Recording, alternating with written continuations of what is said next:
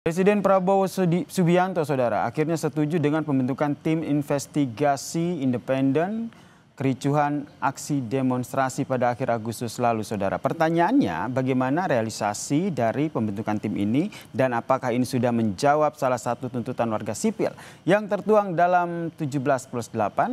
Kita bahas bersama dengan Ketua BEM Kema Unpad tahun 2022 sekaligus kreator Lawan Buta Politik Firdian Aurelio dan juga Wakil Kepala Staf Kepresidenan Bang Muhammad Kodari yang telah bergabung bersama kami di Kompas Petang. Selamat sore semuanya. Selamat sore, Yasir. Saya ingat betul nih, beberapa waktu lalu kita pernah membahas hal ini. Ada Bang Kodari dan juga ada Bang Firdian juga soal tuntutan 17+8. Akhirnya ada restu Presiden Prabowo terkait dengan pembentukan tim investigasi ini. Saya ke Bung Kodari dulu. Sebenarnya apa yang menjadi tugas yang sebenarnya diminta oleh Presiden Prabowo terkait dengan pembentukan tim ini? Detailnya nanti kita harus dengarkan lebih jauh ya. Saya kira kita kembali kepada konteks dari statement ini disampaikan oleh para tokoh senior kita dari gerakan Nurani Bangsa. Saya kira titik temunya adalah kepentingan atau kepedulian yang sama antara Pak Prabowo sebagai presiden, sebagai pemimpin Republik dengan para tokoh gerakan Nurani Bangsa bahwa memang apa yang terjadi itu memang harus diperjelas. Sekaligus itu nanti juga akan menjawab pertanyaan dari publik, dari masyarakat dan termasuk dari adik-adik kita mahasiswa, termasuk Firdian di dalamnya. Walaupun sekali lagi saya sampaikan bahwa sebetulnya proses itu sudah berjalan ya secara substansi. Kita lihat bagaimana para aktor-aktor yang terlibat dalam proses-proses chaos yang terjadi, mulai dari peristiwa pelindasan Afan Kurniawan sampai juga kemudian kerusuhan-kerusuhan itu kan sebetulnya sedang berjalan, dan ini memang perkara yang kalau kita lihat secara keseluruhan cukup besar. Misalnya kepolisian telah melepaskan kalau tidak salah hampir 5.000 orang yang ditangkap, tetapi masih ada 500 yang ditahan karena memang sekali lagi yang terjadi di lapangan pada akhir bulan Agustus ada unjuk rasa, tetapi juga ada perusuh ya, dan dua itu memang yang harus dibedakan. Bang Kodari, berarti untuk format dan siapa saja orang-orang yang masuk dalam tim investigasi independen ini masih digodok ya hingga saat ini sehingga belum bisa disampaikan ke publik? Saya belum mendengar secara detailnya ya, terus terang saya sendiri belum mendengar secara detailnya, tetapi komitmen itu sudah ada. Kalau bisa memang para senior kita yang ada di GNB pun juga ada yang mewakili ya, karena notabene kan sudah disuarakan oleh teman-teman dan para senior kita di GNB. Tentu salah satu yang perlu ada di dalamnya adalah kawan-kawan dari para senior dari GNB. Tetapi untuk format detailnya saya kira harus sedang dirumuskan ini.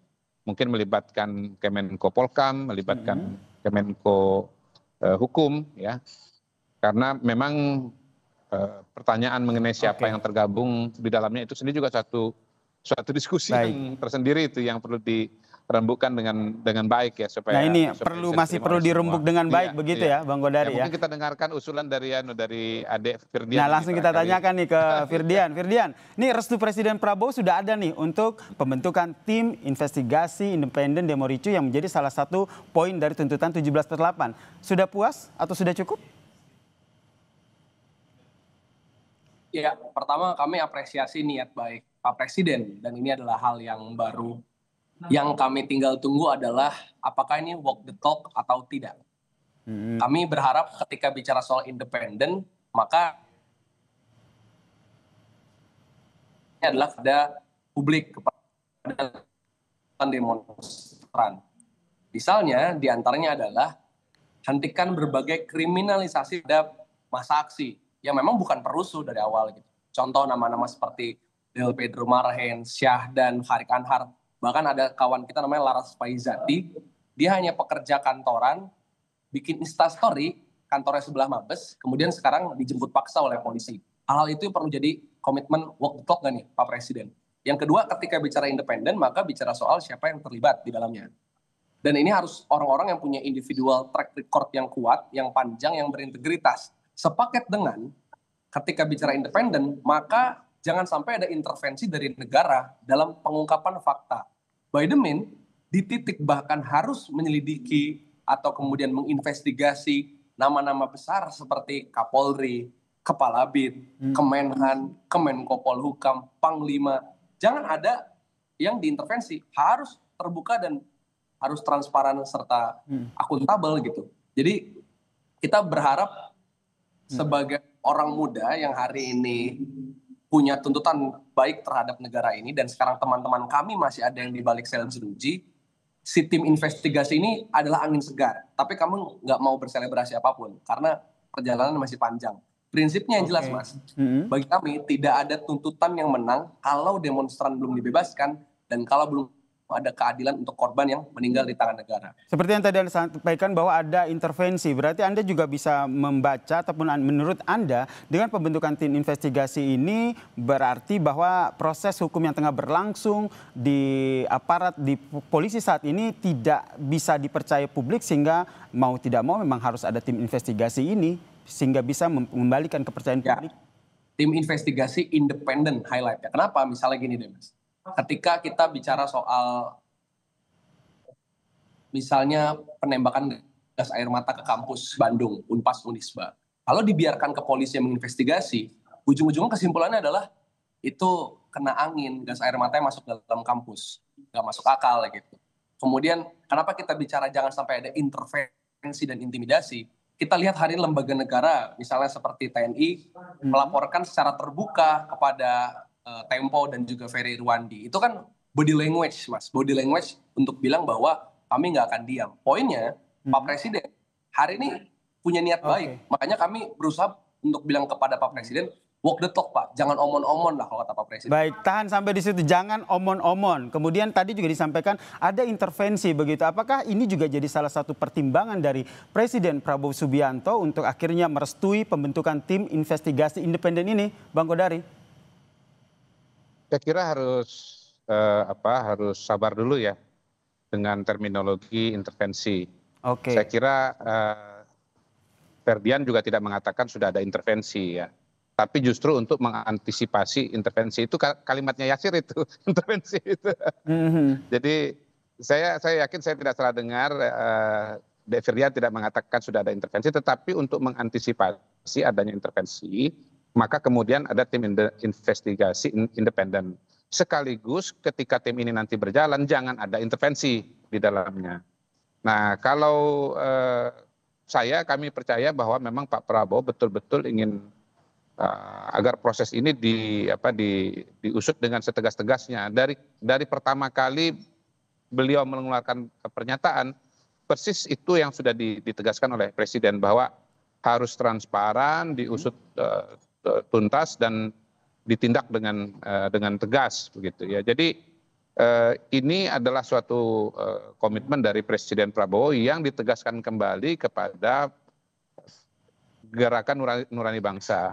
Pak Presiden sebetulnya kalau kita bicara istilah body language ya atau gestur tadi, saya kira konsisten juga, sangat terbuka kepada berbagai elemen yang ada di bangsa ini.